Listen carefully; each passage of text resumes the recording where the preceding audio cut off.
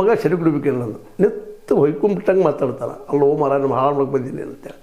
ಯಾಕಂದ್ರೆ ಅವ್ರಿಗೆ ಗೊತ್ತದ್ರಿ ಏನಾಗ್ತದೆ ಅಂತೇಳಿ. ಸಾರಾಯಿಯಿಂದ ಸಾರಾಯಿ ಇರ್ಬೋದು, ಗುಟ್ಕ ಇರ್ಬೋದು, ಸಿಗರೇಟ್ ಇರ್ಬೋದು, ಚುಟ್ಟ ಇರ್ಬೋದು, ಇವ್ರು ಹೆಂಗೆ ಆಗ್ತದೆ. ಅದಕ್ಕೆ ಮುಖ್ಯ ಅಂತ ಸಾರಾಯಿಯಿಂದಂತೆ ಕೇವಲ ವ್ಯಕ್ತಿ ಹಾಳಾಗೋದಷ್ಟಲ್ಲ, ಇಡೀ ಕುಟುಂಬ ಹಾಳಾಗಿ ಹೋಗ್ತದೆ, ವೈಚಾರ ಸ್ಥಿತಿ ಹಾಳಾಗಿ ಹೋಗ್ತದೆ.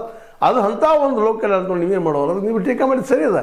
ಆ ಭಾಗ್ಯ ಈ ಭಾಗ್ಯ ಯಾವ ಭಾಗ್ಯ ತೊಗೊಂಡು ಏನು ಮಾಡೋದು ಅಂತೇಳಿ ನಾವು ಇರೋಕ್ಕೆ ಯಾವ ಭಾಗ್ಯಗಳು ಪ್ರಶ್ನೆ ಸರಿ ಅದ. ಆದ್ರೆ ಉತ್ತರ ಹುಡುಕಬೇಕಾಗಿದ್ದು ಸರ್ಕಾರಂತಿ ಇಡೀ ಆಲ್ ಓವರ್ ಇಂಡಿಯಾದ ಬರೀ ನೀವು ಸಿದ್ದರಾಮಯ್ಯ ಸರ್ಕಾರ ಅಂದ್ರೆ ಟೀಕೆ ಮಾಡಿದ್ರೆ ಏನು ಅರ್ತಿಲ್ಲ. ನಿತೀಶ್ ಕುಮಾರ್ ಅವ್ರು ಬ್ಯಾನ್ ಮಾಡಿದ್ರು ಸಾರಾಯಿಯನ್ನು. ಆದರೆ ಅಲ್ಲಿ ಈ ಉಳಿದೆಲ್ಲ ರಾಜ್ಯದ ಹೆಚ್ಚು ಸಾರಾಯಿ ಕುಡಿ ಜನ ಇದ್ದಾರಲ್ಲ. ನಮ್ಮ ಗುಜರಾತಲ್ಲಿ ಬ್ಯಾನ್ ಮಾಡಿದರು, ಅಲ್ಲೂ ಸಹಿತ ಕುಡುಕ್ತನ ಐತೆ ತುಡುಗಿನ ವ್ಯವಹಾರ ಆಗ್ತಾಯಿದೆ. ಹೇಳೋ ಉದ್ದೇಶ ಅಂದರೆ ನೀವು ಕಬ್ಬ ಬೆಳೆದು ಬಿಟ್ಟರೆ ಏನು ಲಾಸ್ ಇಲ್ಲ, ಏನು ಜಗತ್ತು ಮುಳಿಗೆ ಹೋಗೋದಿಲ್ಲ, ಅದ್ರ ನಿಮ್ಗೆ ಲಾಭವೂ ಇಲ್ಲ. 1 ಟನ್ ಕಬ್ಬಿಗೆ 4,700 ರೂಪಾಯಿ, ನೀವು 700-800 ರೂಪಾಯಿ ಖರ್ಚಾಗಿದ್ದು, ಬಟ್ 4,500 ಸಾವಿರ ಅಷ್ಟು ಖರ್ಚಾಗಿರ್ತದೆ. ತೊಗೊಳ್ತೀರಿ ಅಷ್ಟ 3,300 ಎಷ್ಟು ಲಾಸ್ ಆಯ್ತು ರೀ. ಪ್ರತಿ ಟನ್ನಿಗೆ 1,200 ರೂಪಾಯಿ ಲಾಸ್ ಆಗ್ತದೆ ರೀ.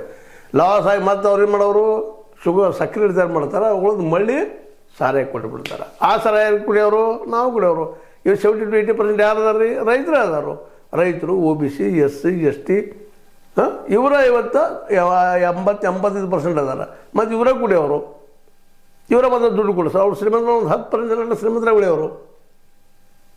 ಕಬ್ಬು ಯಾರ್ದು? ನಾಂಬದ. ಮಳ್ಳಿ ನಾಂಬದ. ಸಾರೇ ನಮ್ಮ